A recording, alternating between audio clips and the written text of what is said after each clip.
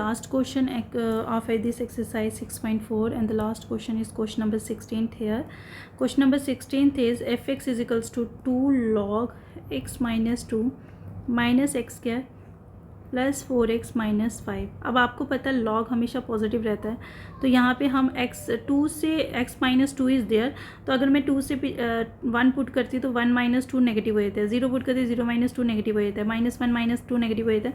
तो यहाँ पे जो भी वैल्यू हम x की पुट करेंगे वो हमेशा 2 से बड़ी होगी, क्योंकि लॉग हमेशा क्या रहता है, पॉजिटिव रहता है.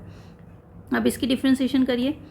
Differentiation of log x is 1/x, it will B 1/2 minus x. Differentiation of x square is minus 2x, and differentiation of 4x is 4, and 5 constant है 0 रहेगी. So 2/x minus 2 minus 2 common ले लीजिए इन दोनों से.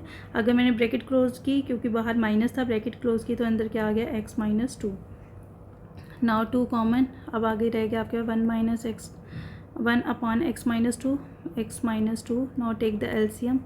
LCM कितना आएगा यहाँ पे, x minus 2 1 minus x minus 2 का whole square, and it will be a square minus b square, and the formula of a square minus b square a minus b a plus B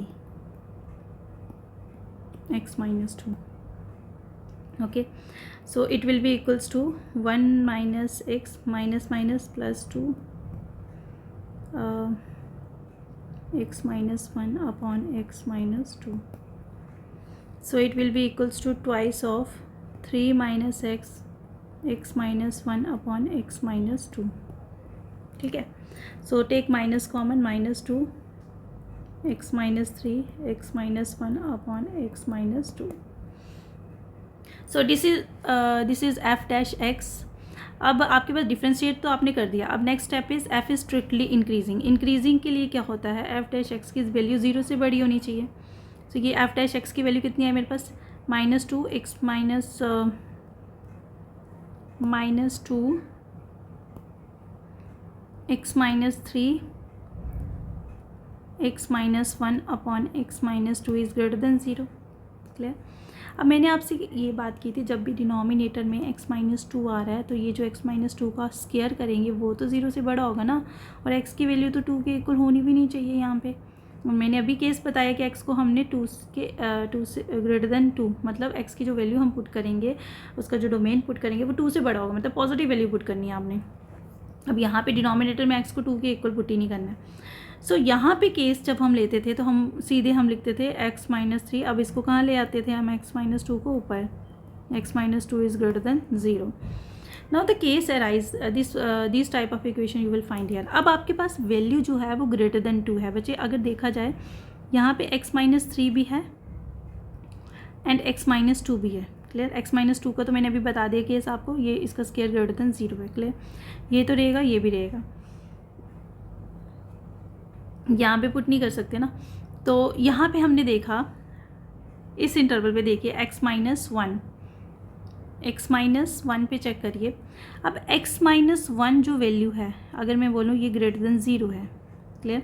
अब ये जो value ये negative नहीं हो सकती कभी. क्यों? क्योंकि x की वैल्यू ही 2 से बड़ी है. x की वैल्यू क्या है हमारे पास, 2 से बड़ी वैल्यू आ रही है, और x इज़ ग्रेटर देन 2 है. तो हम ये तो ना बोलेंगे कि x, अगर मैं दोनों तरफ इसको लूँ +1 तो ये प्लस और माइनस कैंसिल हो, x is greater then 1, x is greater then 1 लिख रही हूँ मैं. बट मेरे को तो केस है कि x इज़ ग्रेटर देन 2, सो हमने बोलना on the whole x minus 1 भी ग्रेटर देन 0. x माइनस 1 जो है वो 0 से बड़ा है. अब बचा क्या हमारे पास, -2 x minus 3 x minus 2 is greater then 0. ये केस बच गया आपके पास. ठीक है. अब इसके इंटरवल निकालने हैं. पहले इंटरवल मेरे पास आ गए 2 और 3. x माइनस 3 को 0 करो पुट, x माइनस 2 को 0 पुट करो. अब इस इंटरवल पे आपने चेक करना है कि वैल्यू कहाँ पे 0 से बड़ी आएगी. पहले हमने 2 से पीछे वाली वैल्यू चेक करनी है. पहले 1 पुट करके देखिए, 1 माइनस 3 1 माइनस 2, दोनों केसेस में 1 जो है वो 3 से छोटा है, तो आपके पास नेगेटिव नेगेटिव, ये भी नेगेटिव रहेगा. तो ये इस इंटरवल पे वैल्यू क्या रहेगी, नेगेटिव, क्योंकि 3 नेगेटिव्स आते हैं. अब 2 और 3 पे चेक करेंगे जब हम, तो इस पे 2 और 3 पे 2.5 नेगेटिव यहाँ पे, ये तो एक नेगेटिव तो ऑलरेडी इसके साथ ही है, और 2.5 पे ये पॉजिटिव, माइनस माइनस ये रहेगी वैल्यू पॉजिटिव, और इसमें चेक करेंगे जब हम 4 पुट करेंगे तो भी वैल्यू एक negative is there, so this value will be negative. अब आपको पता चल गया इंक्रीज किस इंटरवल पे कर रहा है, 2 और 3 पे। So F X is increasing in the interval 2 and 3, strictly increasing in the interval 2 and 3। और डिक्रीज किस पे करेगा, अब आपको negative value is also there, F dash X is less than 0, for F dash X is less than 0 का case अगर हम लेंगे, so it will be decreasing in the interval.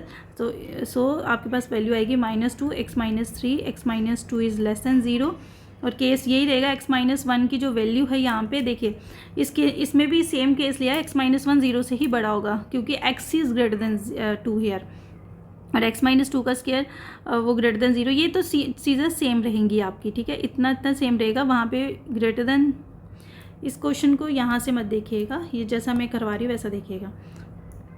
So F dash X is less than 0, -2 x - 3, x - 2 is less than 0 here. So you can say that the F X, यही graph यहाँ पे भी draw हो सकता है, but यहाँ पे आपको पता है नेगेटिव वैल्यू यहाँ और यहाँ आ रही है, लेस देन 0 का केस देखना ना आपने। So fx is strictly decreasing in the interval -infinity to 2 union of 3 to infinity. I hope this question is clear to all of you. Okay.